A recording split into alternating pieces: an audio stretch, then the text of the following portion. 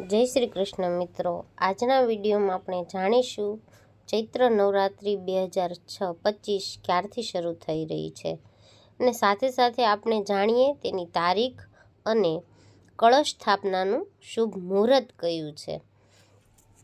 તો ચાલો આપણે શરૂ કરીએ કે ચૈત્ર નવરાત્રિનો તહેવાર હિન્દુ ધર્મમાં ખૂબ જ ખાસ અને મહત્વપૂર્ણ માનવામાં આવે છે। તે હિન્દુઓના સૌથી પ્રખ્યાત તહેવારોમાંથી એક માનવામાં આવે છે।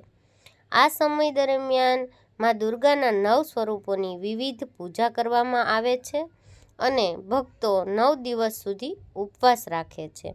નવરાત્રિના પ્રથમ દિવસે ઘટ સ્થાપના એટલે કે કળશ સ્થાપના કરવામાં આવે છે, જે અત્યંત શુભ માનવામાં આવે છે અને રામનવમીના દિવસે પૂર્ણ થાય છે। ધાર્મિક માન્યતા અનુસાર આ સમય દરમિયાન સાચી ભાવનાથી અને વિધિ વિધાનથી માં દુર્ગાની પૂજા કરવાથી માતા રાણીના આશીર્વાદ મળે છે। આવી સ્થિતિમાં ચાલો જાણીએ કે આ વર્ષે ચૈત્ર નવરાત્રિ ક્યારે શરૂ થઈ રહી છે અને તેની કળશ સ્થાપનાનું શુભ મુહૂર્ત શું છે, તો તેના વિશે આપણે જાણીશું। તો સૌપ્રથમ આપણે જાણીએ કે ચૈત્ર નવરાત્રિ 2025 કઈ તારીખે છે। તો પંચાંગ અનુસાર ચૈત્ર મહિનાના શુક્લ પક્ષની પ્રતિપદા તિથિ 29 માર્ચ 2025ના રોજ સાંજે 4:27 વાગે શરૂ થશે અને 30 માર્ચ 2025ના રોજ બપોરે 12:49 વાગે સમાપ્ત થશે, જેથી આ વર્ષે ચૈત્ર નવરાત્રિ 30 માર્ચ 2025ને રવિવારથી શરૂ થશે અને 7 એપ્રિલે પૂરી થશે। હવે ચૈત્ર નવરાત્રિ 2025ની કળશ સ્થાપનાનું શુભ મુહૂર્ત કયું છે, તો નવરાત્રિના પ્રથમ દિવસે શુભ સમયમાં કળશની સ્થાપના કરવી જરૂરી છે।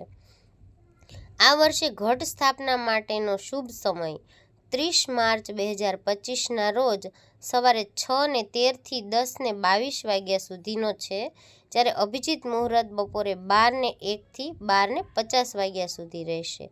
હવે આપણે ચૈત્ર નવરાત્રિનું મહત્ત્વ જાણીશું। તો ચૈત્ર નવરાત્રિ આત્મશુદ્ધિ અને ભક્તિનો પર્વ છે। આ સમય દરમિયાન માં દુર્ગાની પૂજા કરવાથી ઘરમાં સુખ શાંતિ અને સમૃદ્ધિ આવે છે। આ સિવાય ઘટ સ્થાપના યોગ્ય મુહૂર્તમાં કરવાથી પૂજાનું પૂર્ણ ફળ પ્રાપ્ત થાય છે। આ સમય દરમિયાન ભક્તો તમામ નિયમોનું પાલન કરીને માતા દુર્ગાના વિશેષ આશીર્વાદ મેળવી શકે છે। તો મિત્રો, આ હતી ચૈત્ર નવરાત્રિની શરૂઆત ક્યારે થાય છે અને ઘટ સ્થાપનાનું શુભ મુહૂર્ત વિશેની માહિતી। જો મિત્રો તમને મારો આ વિડીયો ગમ્યો હોય અને તમે મારી આ ચેનલમાં નવા હોય તો મારી ચેનલને સબસ્ક્રાઈબ કરવાનું ભૂલતા નહીં અને સાથે સાથે બેલ આઇકન પણ પ્રેસ કરી દેજો અને સાથે વિડીયોને લાઈક અને શેર જરૂરથી કરજો। ધન્યવાદ।